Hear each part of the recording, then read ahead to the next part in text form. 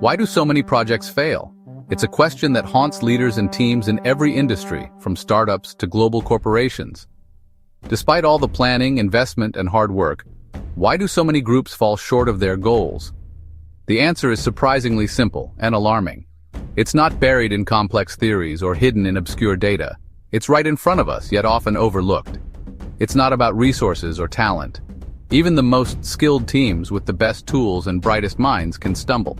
75% of cross-functional teams are dysfunctional. That's a staggering number, and it means dysfunction is the norm, not the exception. That means 3 out of 4 teams aren't working effectively. Imagine the wasted potential, the missed opportunities, and the frustration that comes with it. They miss goals, deadlines, and drain energy. The ripple effect can be devastating, leading to burnout and high turnover. This isn't just a statistic, it's a global crisis. Organizations everywhere are feeling the impact, regardless of size or location. The real cost is human: disengagement, lost passion, and toxic culture. When people stop caring, innovation and progress grind to a halt. We assume putting smart people together is enough, but teamwork isn't automatic. It's a skill. It requires intention, effort, and constant nurturing. When teams fail, morale collapses and dysfunction spreads. The environment becomes toxic, and even the best performers can lose motivation. The solution isn't fancy tools or theories. Technology can help, but it can't replace genuine human connection. It's returning to the basics of human interaction. Open communication, empathy, and trust are the real building blocks of great teams. Teamwork must be treated as a critical advantage, not a soft skill. It's the foundation for every successful project and organization. We need to understand how people connect, trust, and work together. Only by prioritizing these fundamentals can we create lasting change. Only then can we fix our teams and unlock their true potential. The rewards are immense: higher engagement, better results, and a culture people are proud to be part of. The journey starts with rethinking what it means to be a team. It's about more than just working together. It's about building something greater than the sum of its parts. Let's break the cycle of failure by focusing on the fundamentals. Let's commit to building teams that thrive, not just survive. The future of your organization depends on it. The time to act is now, because every great achievement begins with a great team. My real lessons in teamwork came from leading small, informal groups, volunteer committees, neighborhood projects, even a book club. Without titles or budgets, teamwork was stripped to its core: people, a goal, and the challenge of working together. In these groups, I saw the 5 dysfunctions firsthand: no trust, fear of conflict, lack of commitment, no accountability, and ignoring results. Mistakes were low stakes, so we could experiment and learn. I tried new ways to facilitate, encourage debate, and hold people accountable. The patterns were clear. The same principles apply whether you're planning a bake sale or a corporate merger. People need to feel safe, heard, and valued. They need clarity on goals and roles. Trust and commitment are universal requirements. These small group experiences became the foundation for my work with major organizations.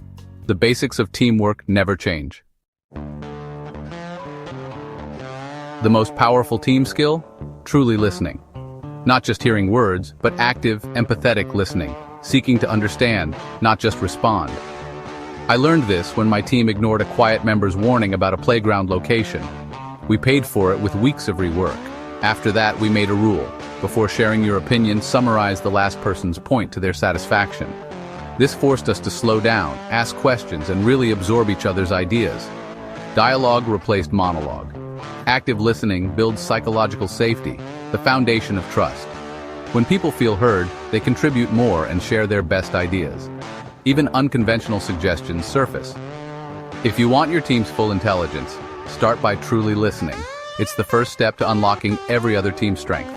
Listening isn't just polite, it's transformative. Make it your team's superpower.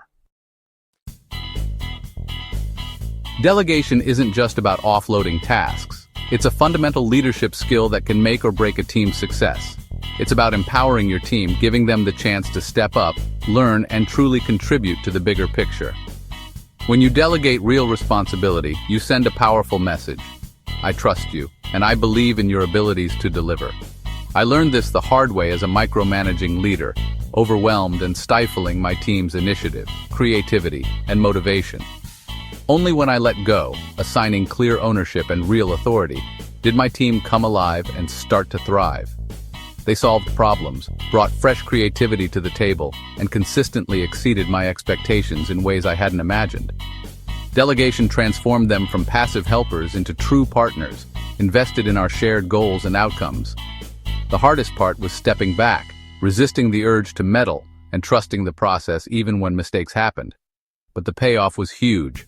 A more engaged, innovative, and accountable team that took pride in their work and supported each other. Trust is built by giving people ownership, not just tasks. When people feel trusted, they rise to the occasion. When you empower others, you multiply your team's potential and unlock new levels of performance and innovation. The best leaders create more leaders, not more followers. They inspire confidence and growth in everyone around them. Delegation is the ultimate trust builder, laying the foundation for a culture of respect, accountability, and shared success. Let go, and watch your team soar to new heights you never thought possible. Your success depends on their growth. Empowerment is the key to building a thriving, resilient team. The foundation of every great team is vulnerability-based trust. It's not just about working well together, it's about creating an environment where people feel truly safe to be themselves. When team members know they can show up as they are, without fear of judgment, something powerful happens. This means feeling safe to be open, make mistakes, and ask for help, without fear. It's about knowing that your team has your back, even when things don't go as planned. When people feel this level of safety, they're more willing to take risks and share new ideas. Leaders must go first, showing vulnerability to invite honesty.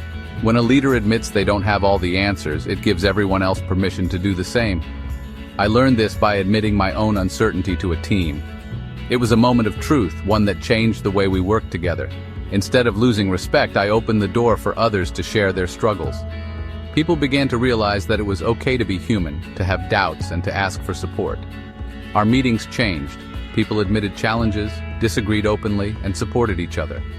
Honest conversations replaced silent worries, and collaboration became more genuine. We started each meeting with a quick personal check-in, reminding us we're more than our roles. These moments built connection and empathy, making our team stronger.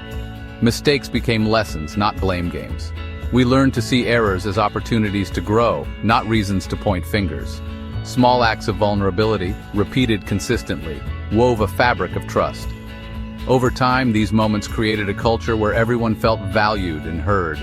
This trust became our team's glue, holding us together through every challenge. No matter what we faced, we knew we could rely on each other. High performance starts with psychological safety. When people feel safe, they bring their best selves to work and achieve more together. Trust isn't built by accident, it's built by example. Every action, every word sets the tone for the team. Be the first to be real and your team will follow. Vulnerability is strength, and it's the key to unlocking your team's full potential. Make it your team's foundation and watch trust transform everything you do together. Great teams don't avoid conflict, they embrace it.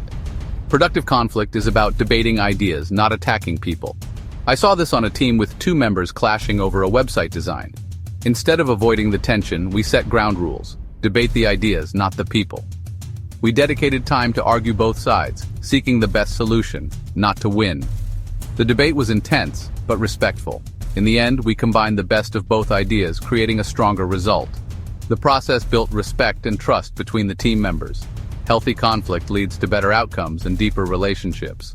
Avoiding conflict breeds resentment and mediocrity. Make space for passionate debate. Focus on finding truth, not scoring points. The best teams challenge each other and grow stronger together. Conflict, done right, is a team's secret weapon. When trust and healthy conflict are in place, true collaboration emerges. Collaboration isn't just dividing work, it's creating something together that no one could do alone. I saw this with a team designing a new training program. We locked ourselves in a room, shared ideas freely, and built on each other's thoughts. Roles blurred and everyone contributed beyond their titles. The quietest member sparked the breakthrough idea. The energy was electric. We became a single, creative force. This is the payoff for all the hard work. A team in flow, achieving more together. You can't force collaboration. It grows from trust and commitment. When it happens, it feels like magic, but it's the result of discipline and intention. True collaboration is the ultimate reward for building a healthy team. Make it your goal. Teamwork isn't a straight line. Failure is part of the journey. I once avoided holding a team member accountable thinking I was being kind. Instead, I sent the message that commitments didn't matter and morale plummeted. Only when I confronted the issue and admitted my mistake did trust begin to rebuild. We created a new system for accountability and the team recovered. The lesson: avoiding tough conversations destroys teams.